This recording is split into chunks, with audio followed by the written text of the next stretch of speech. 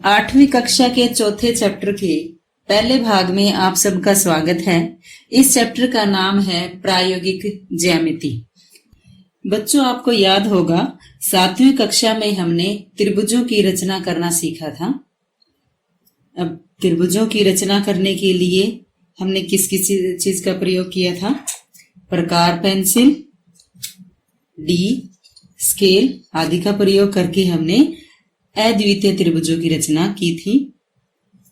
तो बच्चों, जब हम त्रिभुजों की रचना करते हैं तो हमारे पास कम से कम कितने माप होने चाहिए?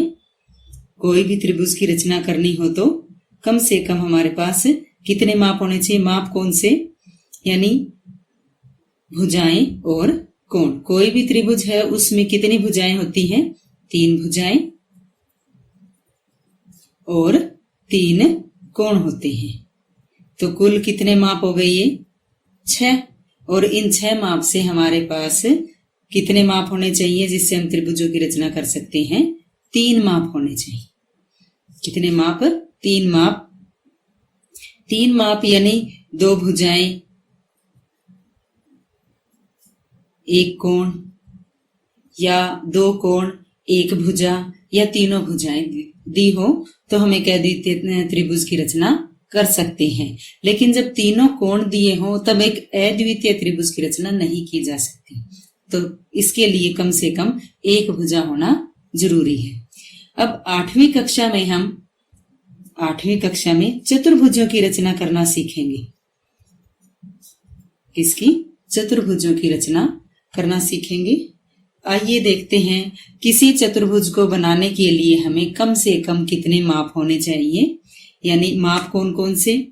4 भुजाएं होती हैं एक चतुर्भुज में और 4 कोण होते हैं। इसके साथ साथ चतुर्भुज के अंदर 2 विकर्ण भी होते हैं। त्रिभुज में कोई विकर्ण नहीं होता, लेकिन चतुर्भुज में 4 भुजाएं, 4 कोण और 2 विकर्ण होते हैं। तो कुल मिलाकर ये 10 माप हो गई। इनमें से हमारे पास कितने होने चाहिए? कोई भी चतुर्भुज की रचना करने के लिए कम से कम 5 माप। तो आइए देखते हैं वो 5 माप किस ढंग से होने चाहिए। एक अद्वितीय चतुर्भुज की रचना करना कब? जब 4 भुजाएं और 1 विकर्ण दिया हो। यानी जब उस चतुर्भुज की 4 भुजाएं दी हो और 2 विकर्ण में से 1 विकर्ण दिया हो, तब एक अद्वितीय चतुर्भुज की रचना हम कर सकते हैं। दूसरा, जब 3 भुजाएं और दोनों विकर्ण दिए हो तब भी हम आसानी से एक चतुर्भुज की रचना कर सकते हैं। जब 2 आसन भुजाएं, यानी जो भुजाएं एक बिंदु पर मिलती हैं, साथ लगती हुई जो भुजाएं हैं, 2 आसन भुजाएं और 3 कोण दिए हों तो भी एक अद्वितीय चतुर्भुज की रचना कर सकते हैं। जब 3 भुजाएं और उनके बीच के 2 कोण दिए हों, कोई भी 3 भुजाएं हैं और उनके बीच के 2 कोण दिए हों, तब भी हम एक अद्वितीय चतुर्भुज की रचना कर सकते हैं। और लास्ट है, जब अन्य विशिष्ट गुण ज्ञात हो। जैसे हमें एक वर्ग की रचना करनी है, कोई समांतर चतुर्भुज की रचना करनी है, आयत की रचना करनी है, तो उसे कहते हैं जब अन्य विशिष्ट गुण हमें ज्ञात हो। अब वर्ग में अगर हमें भुजा दी हो, एक वर्ग की रचना करो कि जिसकी भुजा 4 सेंटीमीटर हो, तो हमें इसका ये पता है कि वर्ग के चारों भुजाएं बराबर होती हैं। दूसरा, इसका प्रत्येक कोण 90-90 डिग्री का होता है। तो इस हिसाब से हमें इसके चारों भुजाओं के बारे में और कोण के बारे में इसका हमें गुण पता है, तो हम इसकी रचना कर सकते हैं। तो इसे कहते हैं जब हमें इसका विशिष्ट गुण ज्ञात हो। तो बच्चों, इन सभी टॉपिक्स के बारे में हम अलग अलग से चर्चा करेंगे। तो आइए सबसे पहले हम चर्चा करते हैं जब 4 भुजाएं और 1 विकर्ण दिया हो, और इसी पर प्रश्नावली 4.1 आधारित है। प्रश्नावली 4.1, इस प्रश्नावली में एक ही सवाल दिया हुआ है और उसके 4 भाग दिए हैं। निम्नलिखित चतुर्भुजों की रचना कीजिए। पहला भाग है चतुर्भुज ABCD। एक चतुर्भुज है जिसका नाम है ABCD, जिसमें इनकी भुजाओं के और विकर्ण का माप दिया हुआ है। AB बराबर 4.5 सेंटीमीटर, BC बराबर 5.5 सेंटीमीटर, CD बराबर 4 सेंटीमीटर, AD बराबर 6 सेंटीमीटर, AC बराबर 7 सेंटीमीटर। तो ये इस ABCD चतुर्भुज का माप दिया हुआ है। तो बच्चों जब भी हमें कोई रचना करनी होती है उसके लिए हम सबसे पहले एक रफ आकृति बनाते हैं जिसमें ना हमें कोई स्केल की आवश्यकता होती है, ना हमें इसमें कोई एग्जैक्ट माप लेना होता है। तो यहाँ क्या है, चतुर्भुज बनाना में हमने ये एक रफ आकृति बिना फुटे की सहायता से बना ली है। अब इस पे यही नाम लिख देंगे जो दिया हुआ है। क्या है, ABCD, ABCD। अब AB क्या दिया हुआ है, 4.5 सेंटीमीटर।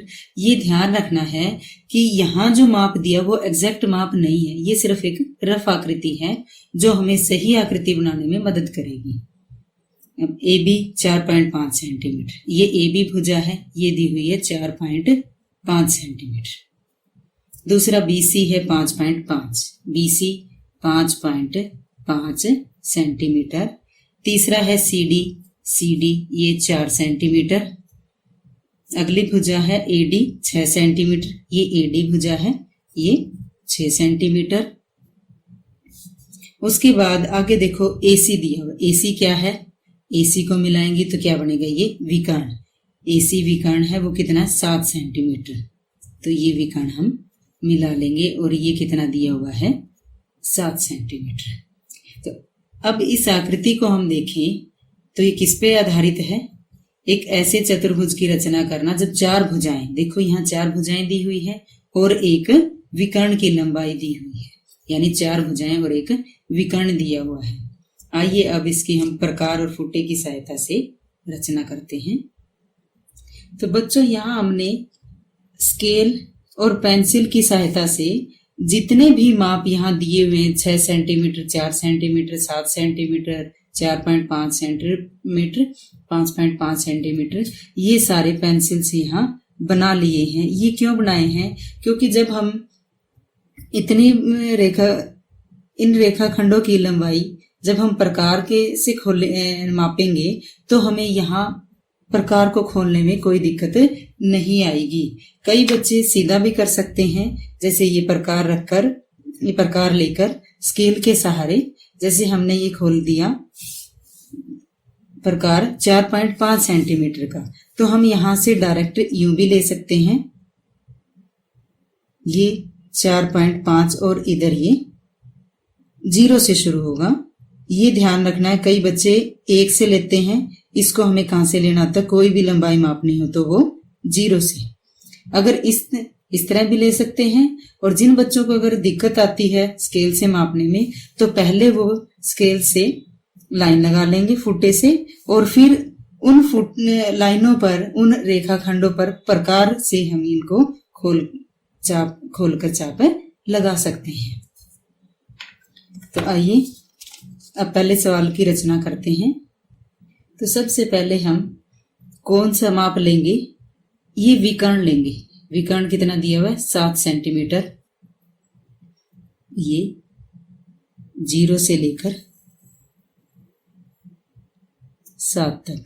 रचनाएं करते ये ध्यान रखना है कि माप बिल्कुल एग्जैक्ट होना चाहिए, बिल्कुल बराबर होना चाहिए। तो ये कितना आ गया, 7 सेंटीमीटर। और रचनाएं जब भी बनाते हैं तो पेंसिल से ही बनानी चाहिए। और यहां देखें इसका नाम क्या है, AC। तो ये बिंदु A और ये दूसरा बिंदु क्या आ गया, C। AC 7 सेंटीमीटर का एक रेखाखंड हमने ले लिया। अब ये देखें DAC, ऊपर एक त्रिभुज बन रही है और इसकी बाकी दोनों भुजाएं दे रखी है। एक तो हमने ले ली 7 सेंटीमीटर, बाकी दोनों भुजाएं और दी हुई है, एक 6 है, दूसरी 4 सेंटीमीटर है। अब 6 सेंटीमीटर कहां से है, बिंदु A से, 4 सेंटीमीटर बिंदु C से। तो अब क्या करेंगे, हम बिंदु A को केंद्र मानकर 6 सेंटीमीटर की प्रकार खोल लेंगे। अब 6 सेंटीमीटर की चाहे तो जैसे ये रेखाखंड खींच सकते हैं, हम उसके बराबर ले लेंगे, या अगर आप स्केल से माप ले सकते हो तो उसके बराबर आप स्केल से भी ले सकते हैं। ये हमने ये 6 सेंटीमीटर की जो रेखाखंड खींचा था उसके बराबर प्रकार खोल लिए। ये देखो, ये कितनी है?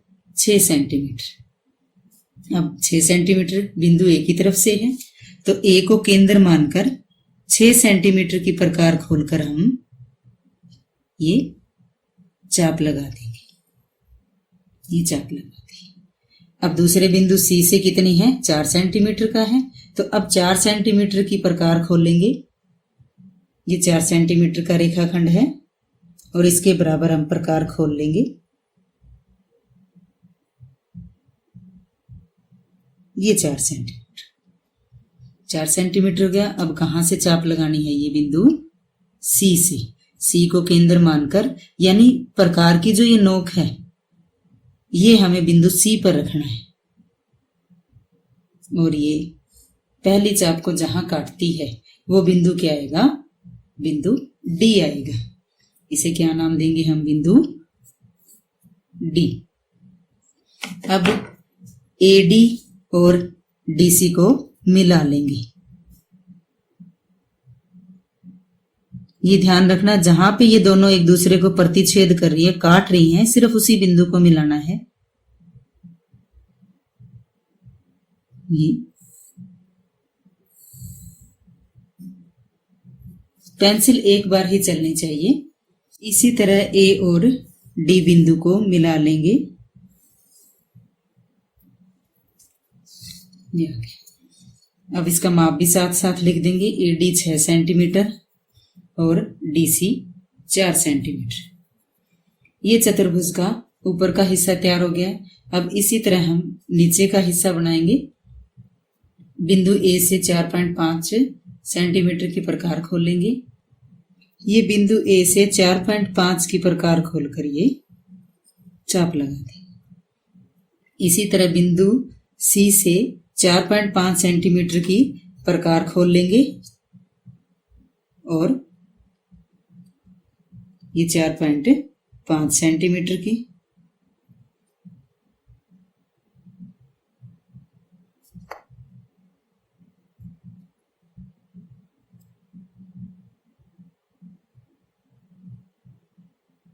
ये बिंदु सी से 5.5 सेंटीमीटर की प्रकार खोलकर ये चाप लगा दी। अब पहली चाप पर इसने एक बिंदु पर काटा है और वो बिंदु क्या है? बिंदु बी।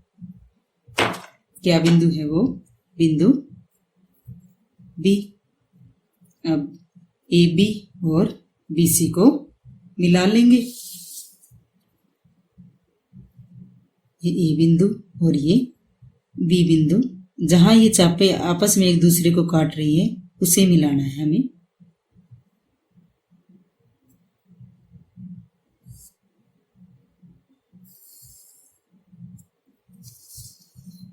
इसी प्रकार बी और सी को मिला लेंगे।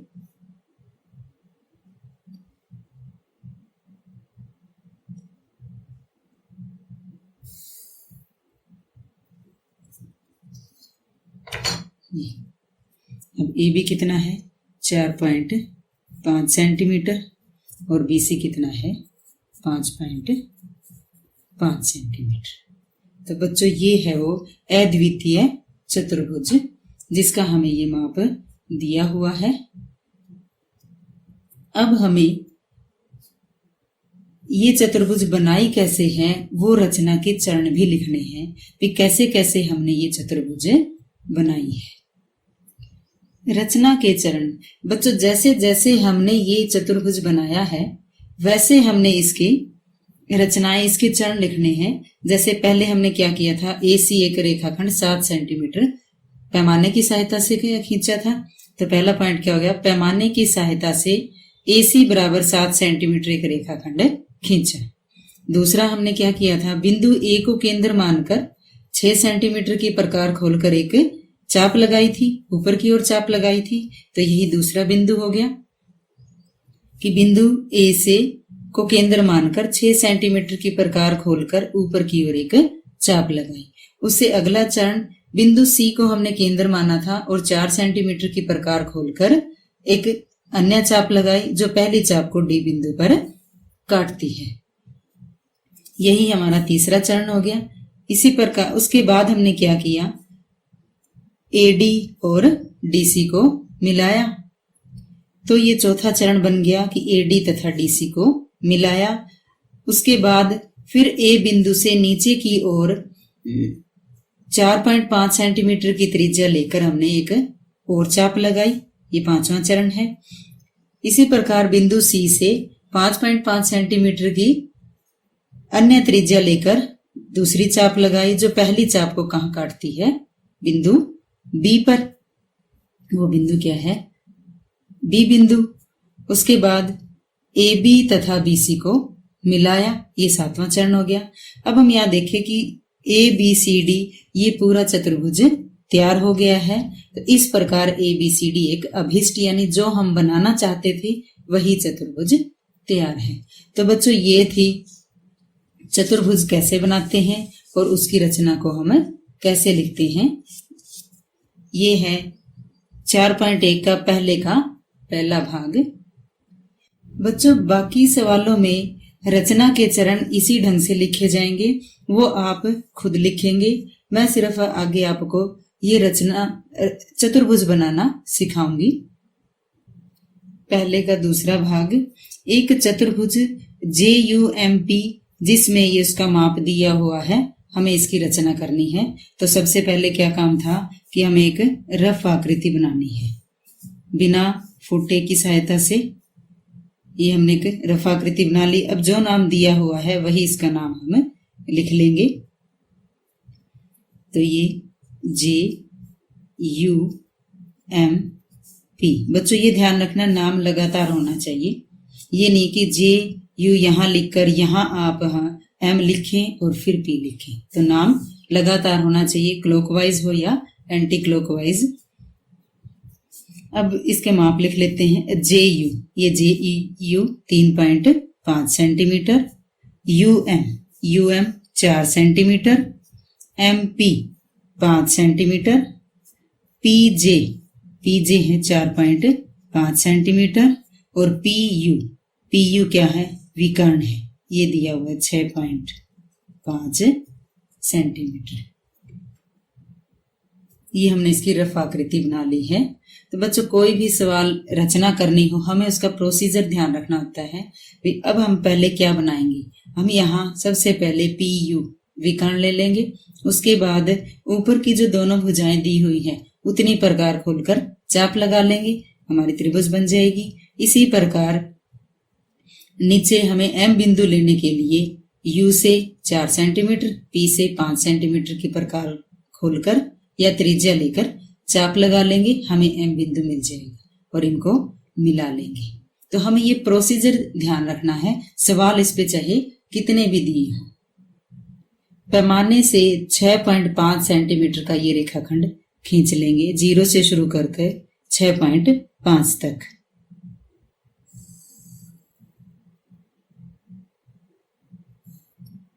छह 6.5 यानी 6.5। ये 6.5 सेंटीमीटर का रेखाखंड ले लिया। नाम क्या है इसका, UP, और इसकी लंबाई है 6.5 सेंटीमीटर। उसके बाद अब बिंदु U से 3.5 सेंटीमीटर की प्रकार खोलकर चाप लगाएंगे। बिंदु U से 3.5 की, ये 3.5 है और आगे ये 0 से 3.5 ले लेंगे हम, इस तरह। या आप इसके पहले जैसे सवाल में बताए थे रेखाखंड खींच सकते हैं। ये 3.5 बिंदु U से 3.5 की ये चाप लगा दी। बिंदु P से 4.5 की, ये बिंदु P से अब हम 4.5 सेंटीमीटर के लिए प्रकार खोलेंगे।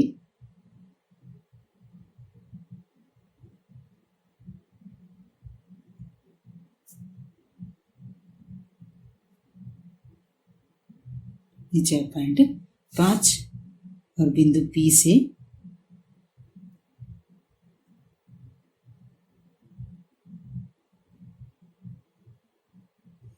ये चाप लगा। अब पहली चाप को इसने किस बिंदु पे काटा है? बिंदु जे पर। ये प्रतिच्छेद बिंदु बिंदु जे है। जे यू और जेपी को मिला देंगे। जे यू और जेपी को मिला दिया है। जे यू है 3.5 सेंटीमीटर और जेपी है 4.5 सेंटीमीटर। अब इसी तरह बिंदु एम प्राप्त करेंगे तो बिंदु यू से 4 सेंटीमीटर की प्रकार खोलेंगे। ये 4 सेंटीमीटर की ये प्रकार खोल लेंगे और यू से नीचे की ओर चाप लगाएंगे। ये बिंदु यू है, प्रकार की नोक रखेंगे यहाँ पे और ये चाप लगा देंगे। इसी तरह बिंदु पी से 5 सेंटीमीटर की ये प्रकार खोल के या त्रिज्या लेकर ये चाप लगा दें। जो पहली चाप को एक बिंदु पर काटती है और उस बिंदु का नाम है बिंदु एम। यू एम और एम पी को मिला लेंगे। इन दोनों को मिला दिया है। अब यू एम है 4 सेंटीमीटर और एम पी है 5 सेंटीमीटर। इस प्रकार बच्चों ये जे यू एम पी जो चतुर्भुज हमें बनानी थी वो तैयार है। इसकी रचना जैसे हमने पहले भाग की रचना लिखी है उसी ढंग से ये माप बदलकर जो माप हमने लिया है वैसे इसके रचना के चरण इन मापों को लेकर लिख लेंगे। आइए अब तीसरा भाग हल करते हैं। समांतर चतुर्भुज MORE इसकी हमें एक रचना करनी है जिसमें माप दिया हुआ है OR बराबर 6 सेंटीमीटर, EO बराबर 7.5 सेंटीमीटर, MO बराबर 7.5 सेंटीमीटर। तो इसकी रचना करने के लिए सबसे पहला काम कि हम इसकी एक रफ आकृति बना लेंगे।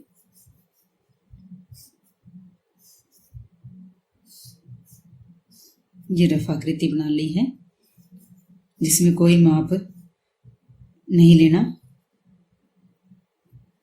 पहले इसका नाम लिख लेते हैं MORE।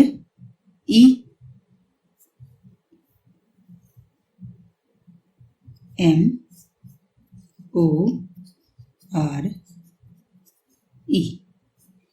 अब OR 6 सेंटीमीटर, EO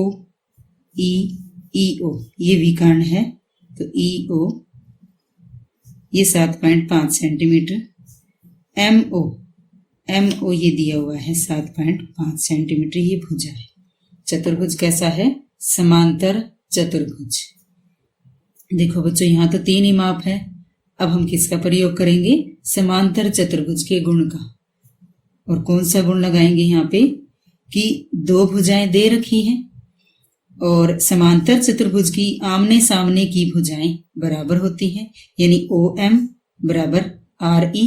तो ये 7.5 है तो RE भी 7.5 होगा, यानी OM बराबर RE और OR बराबर ME। समांतर चतुर्भुज की सम्मुख भुजाएं। अब OM है 7.5 तो RE भी 7.5 सेंटीमीटर होगा। OR 6 सेंटीमीटर तो ME भी 6 सेंटीमीटर होगा। अब इस रफ आकृति से हम जो हमें चतुर्भुज बनाना है वो बना लेंगे। ये बिंदु O से 0 से हमने 7.5 सेंटीमीटर का एक रेखाखंड ले लिया है। इसका नाम है OE। लंबाई है 7.5 सेंटीमीटर। अब हम जैसे पहले सवाल किए थे वैसे पहले ऊपर की ओर त्रिभुज बनाएंगे फिर नीचे की ओर। अब OM 7.5 है और ME कितना? 6 सेंटीमीटर। ये 6 सेंटीमीटर हो गया। RE ये 7.5 सेंटीमीटर। तो बिंदु O से 7.5 की त्रिज्या लेकर ऊपर की ओर चाप लगाएंगे। इसी प्रकार बिंदु E से ऊपर की ओर 6 सेंटीमीटर की चाप लगाएंगे। बिंदु O से 7.5 सेंटीमीटर की प्रकार खोलकर ये चाप लगा दी। अब हम ये देखते हैं कि 7.5 बिंदु E से नीचे की ओर भी भुजा है, तो इस बिंदु E से नीचे की ओर, इस विकर्ण के नीचे की ओर ये 7.5 सेंटीमीटर की ये चाप लगा देंगे। अब बिंदु E से 6 सेंटीमीटर की प्रकार खोलेंगे। ये बिंदु E से हम चाप लगाएंगे और वो कितने खोलेंगे हम प्रकार 6 सेंटीमीटर की। बिंदु E से ऊपर की ओर, ये ऊपर की ओर चाप लगा दी, और बिंदु O से नीचे की ओर, क्योंकि OR भी कितना दिया हुआ 6 सेंटीमीटर, तो बिंदु O से यहाँ O पर प्रकार रखी, प्रकार की नोक रखेंगे, और बिंदु O से नीचे की ओर ये 6 सेंटीमीटर की हमने चाप लगा दी। ऊपर की ओर जो ये चाप आपस में प्रतिच्छेद करती हैं, ये बिंदु है M, और नीचे की ओर जो ये बिंदु प्रतिच्छेद, ये चाप प्रतिच्छेद कर रही हैं, ये बिंदु है R। अब OM, ME, ER और OR को मिला लेंगे। इस प्रकार ये इन सभी को मिला लिया है। अब इनके माप लिख देते हैं। OM 7.5 सेंटीमीटर, RE भी 7.5 सेंटीमीटर, ME 6 सेंटीमीटर, ये 6 सेंटीमीटर है, और OR ये भी 6 सेंटीमीटर है। अगर आपको चाप ज्यादा बड़ी लग गई है तो आप उसको मिटा सकते हो। थोड़ी थोड़ी चाप हम ये साफ कर लेंगे इस तरह। तो बच्चों ये थी अभीष्ट समांतर चतुर्भुज जिसका नाम है MORE। आइए अब इसका लास्ट भाग हल करते हैं। चौथा भाग है समचतुर्भुज BEST, जिसमें BE 4.5 सेंटीमीटर और ET बराबर 6 सेंटीमीटर। चतुर्भुज कैसा है? समचतुर्भुज। और समचतुर्भुज की सभी भुजाएं बराबर होती हैं। ये हम सबसे पहले रफ आकृति बना लेंगे और इसका नाम है BEST। BEST क्या दिया हुआ है? BE 4.5 सेंटीमीटर, एक भुजा है 4.5 सेंटीमीटर, तो बाकी भी क्या होंगी? 4.5 सेंटीमीटर की ही होंगी। चार भुजाएं आ गई हमारे पास। ET इसका विकर्ण है जिसकी लंबाई है 6 सेंटीमीटर। अब हमें इसकी रचना करनी है, तो सबसे पहले क्या लेंगे? ET 6 सेंटीमीटर का रेखाखंड खींचेंगे। ये ET 6 सेंटीमीटर का हमने रेखाखंड ले लिया है। अब हम फुट्टे की सहायता से 4.5 सेंटीमीटर की प्रकार खोल लेंगे, यानी ये 4.5 सेंटीमीटर हो गया। बिंदु E से ऊपर की ओर और बिंदु T से भी ऊपर की ओर चाप लगाएंगे, तभी हमें बिंदु B प्राप्त होगा। ये बिंदु E से ये 4.5 सेंटीमीटर की चाप लगा दी, क्योंकि सभी बराबर है, तो T से भी ये बिंदु T ये 4.5 ऊपर की ओर, ये 4.5 नीचे की ओर। इसी तरह बिंदु E से भी ये चाप लगा दी। अब पैमाने की सहायता से इन सभी ये जो प्रतिच्छेद बिंदु आए हैं इनको मिला लेंगे। इनका नाम है, ऊपर जो बिंदु है इसका नाम है B और नीचे जो ये बिंदु है इसका नाम है S। अब इनको मिला लेंगे, ये S या नीचे की ओर लिखेंगे। इस प्रकार ये समचतुर्भुज BEST बन गया है।